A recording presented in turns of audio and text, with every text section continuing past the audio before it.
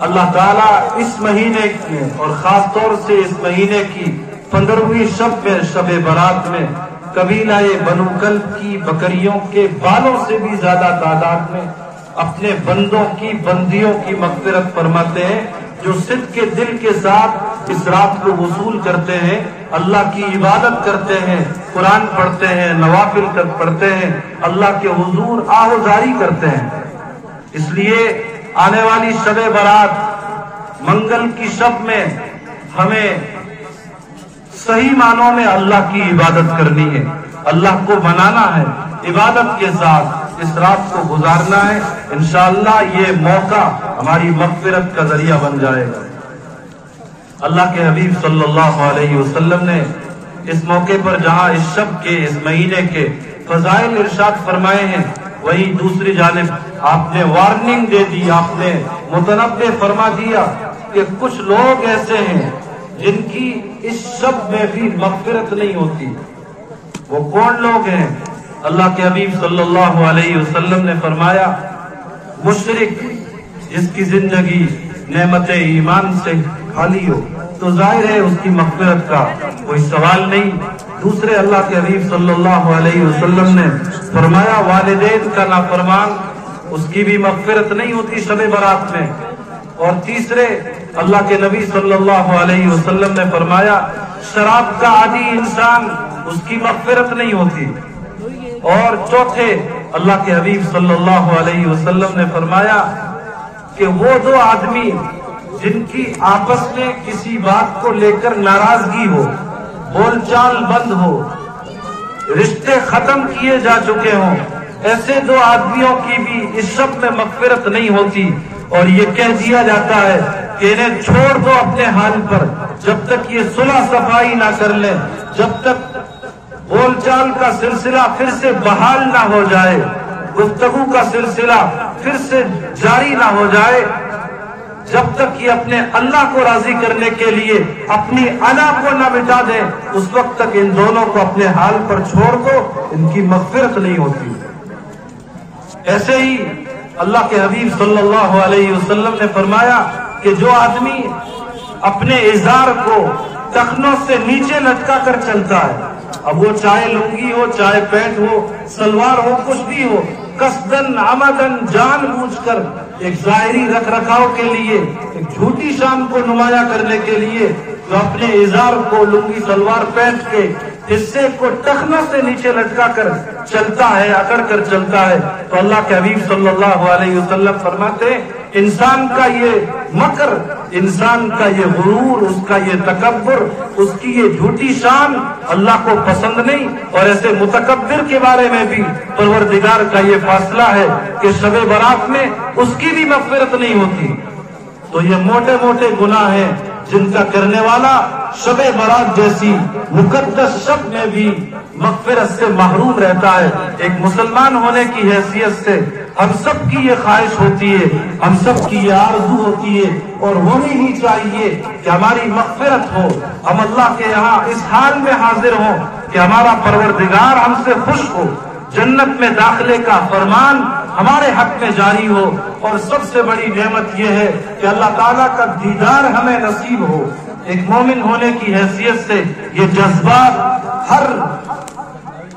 بندہ مومن کے دل میں برانگیزتا رہنے چاہیے، موجزن رہنے چاہیے۔ اگر یہ بات نہیں ہے تو وہ مومن ہی کا ہے۔ اگر یہ جذبات ہیں اور واقعی ہونے چاہیے تو یہ جبھی پروان چڑھیں گے اور یہ توقعات جبھی پوری ہو پائیں گی جب ہم بڑے بڑے گناہوں سے بچنے والے بنیں گے اور اپنے اللہ کے لیے، اپنے دین کے لیے اپنی جھوٹی شان کو مٹا دینے والے بن جائیں گے۔ کسی نے کہا ہے اور بہت خوب کہا ہے کہ مٹا دے اپنی ہستی کو اگر کچھ مرتبہ چاہے، مٹا دے اپنی ہستی کو اگر کچھ مرتبہ چاہے، کہ دانا خاک میں مل کر گلے گلزار ہوتا ہے۔ اللہ کے نبی صلی اللہ علیہ وسلم کی تواضع کا، فنائیت کا، اپنے آپ کو اپنے رب کی نسبت پر مٹا دینے کا کیا عالم تھا کہ روایات میں آتا ہے، تاریخ کی کتابوں میں آتا ہے، جہاں اللہ کے نبی صلی اللہ علیہ وسلم اپنے صحابہ کے ساتھ تشریف فرما ہوتے تھے اور کوئی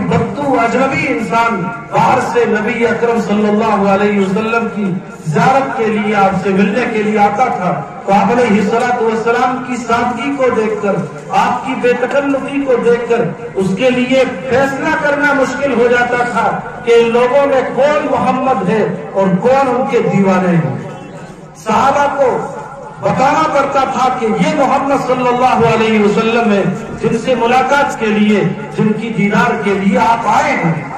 یہ تھا نبی اکرم صلی اللہ علیہ وسلم کا انکسار، آپ کی تواضع، آپ کی کسر نفسی، اور یہی انسان کی مومنانہ شان رب کو پسند ہے۔ اس شان کے ساتھ جب انسان زندگی گزارتا ہے تو اللہ تعالیٰ دنیا میں اور آخرت میں حقیقی عزتیں عطا فرماتے ہیں۔ اللہ کے نبی صلی اللہ علیہ وسلم فرماتے ہیں من تواضع للہ رفعہ اللہ، جو اللہ کے لیے تواضع کی راہ اختیار کرتا ہے، اپنے آپ کو مٹا دیتا ہے، اللہ تعالیٰ اسے بلندیاں عطا فرماتے ہیں۔ اور قرآن میں متکبرین سے اللہ تعالیٰ نے بڑے سخت انداز میں فرمایا إنك لن تخرق الأرض ولن تبلغ الجبال طولا ولا تمشي في الأرض مرحا۔ اے انسان، اللہ کی زمین میں اکڑ کر نہ چل، تو اس اکڑ کے ذریعے نہ تو زمین کو پھاڑ سکتا ہے اور نہ پہاڑ کی بلندیوں کو پہنچ سکتا ہے۔ ایک دوسرے مقام پر اللہ فرماتے ہیں وَاللَّهُ لَا يُحِبُّ كُلَّ مُخْتَالٍ فَخُورٍ، اللہ تعالیٰ فخر کرنے والے، اترانے والے متکبر انسان کو پسند نہیں فرماتے۔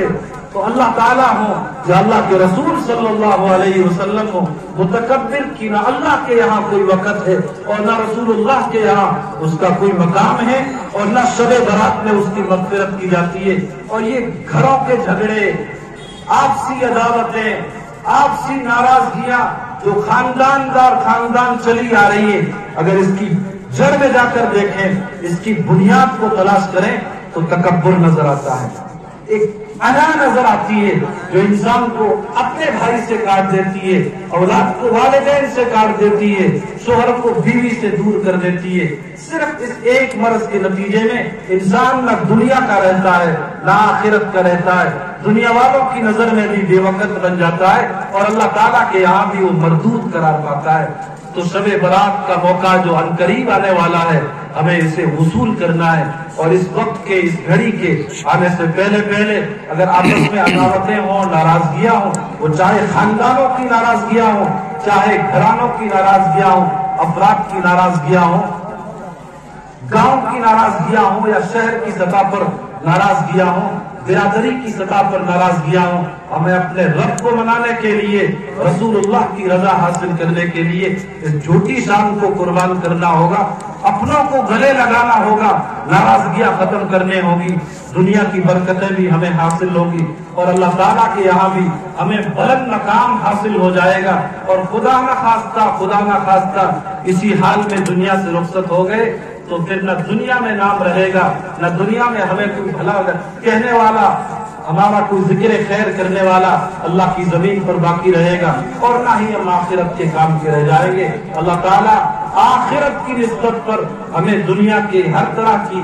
جھوٹی شانوں کو قربان کر دینے کی توفیق عطا فرمائے۔ اور اللہ کے حبیب صلی اللہ علیہ وسلم نے فرمایا کہ جن دو آدمیوں کے درمیان قطع تعلق اور ناراضگی ہو اور ایک آدمی ہمت کرے، بڑا دل دکھائے اور صلح کے لیے آگے بڑھ جائے، اللہ تعالیٰ کو بڑا پسند ہے۔ اللہ تعالیٰ کو اس کی یہ ادا بڑی پسند ہے، تنہا یہ اس کی ادا اس کی مغفرت کا سبب بن سکتی ہے، سامان بن سکتی ہے۔ اللہ کے حبیب نے ساتھ میں یہ بھی فرما دیا جن دو کے بیچ میں ناراضگی ہو، ایک صلح کے لیے قدم بڑھائے، اپنی غلطی کا اقرار کرے، معافی مانگے، اور معافی مانگنے کے باوجود، اعتراف جرم کرنے کے باوجود اگلا اس کی معافی کو قبول نہ کرے، اگلا اپنی جھوٹی شان پر کھڑا رہے، دھکے دے کر اپنے ہاتھ سے نکال دے، تو اللہ کے حبیب صلی اللہ علیہ وسلم فرماتے ہیں کہ اگلے نے یہ جو غلط رویہ اور غلط روش اپنائی ہے، کل قیامت کے دن یہ میرے ہاتھوں حوض کوثر، اس کو پینا، آب کوثر پینا نصیب نہیں ہوگا۔ یہ چھوٹی بات نہیں ہے، یہ بہت بڑی بات ہے. دنیا میں اور آخرت میں انسان کی حقیقی کامیابی رب کو منانے میں ہے، رسول اللہ کو منانے میں ہے. لوگ ناراض ہوں یا راضی ہوں یہ اصل نہیں ہے. رب کی رضا، رسول اللہ کی رضا، یہ اصل ہے. اور اسی میں ایک مومن کی دنیا اور آخرت کی حقیقی کامیابی کا راز مضمر ہے. اللہ تعالیٰ قطع تعلق سے، والدین کی نافرمانی سے اور نشہ آور چیزوں کے استعمال سے ہمیں بچنے کی، اور شب برات کی، رمضان کی اور دیگر جو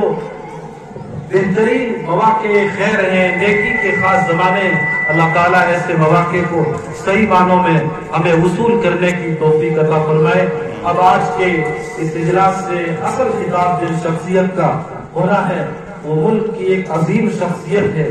یہ لکھوال والوں کی خوش نصیبی ہے. ہم سب کو قاری محمد یعقوب صاحب کا اور ان کے صاحبزادہ محترم قاری محمد مہتاب صاحب کا شکر گزار ہونا چاہیے کہ انہوں نے حضرت مولانا قاری آصف محمد صاحب کی شکل میں ایک ایسی شخصیت کو لکھوال بلا لیا ہے جنہیں پورے ملک میں سنا جاتا ہے. سال بھر میں بلا مبالغہ سینکڑوں ہزاروں آپ کے خطابات ملک بھر میں ہوتے ہیں. لوگ مہینوں پہلے آپ کی آمد کے منتظر رہتے ہیں، مہینوں پہلے آپ کی تاریخ لینی پڑتی ہے، تب جا کر آپ کی تاریخ مل پاتی ہے. آپ کو سننا ہم جیسوں کا نصیبہ بن پاتا ہے. یہ ہمارے لیے بڑی خوش نصیبی ہے کہ وقت کا ایک لامثال لاجواب مقرر اس وقت ہمارے بیچ میں تشریف فرمائے. آپ جب انہیں سنیں گے تو انداز ہوگا کہ بات جو دل سے نکلتی ہے اثر رکھتی ہے، پر نہیں طاقت پرواز مگر رکھتی ہے. ایسی باتیں جو انسان کی زندگی کی کایا بدل دیں. اور آپ کا انداز خطابت ایسا ہے، اللہ تعالیٰ نے خطابت کی وہ بے تاج بادشاہی آپ کو عطا کی ہے کہ آپ جب بیان فرماتے ہیں تو سامعین کی محبوبیت کا یہ عالم ہوتا ہے. اس دل جمی کے ساتھ، سکون کے ساتھ بیان سنتے ہیں، ایسا محسوس ہوتا ہے گویا ان کے سروں پر پرندے بیٹھے ہوں.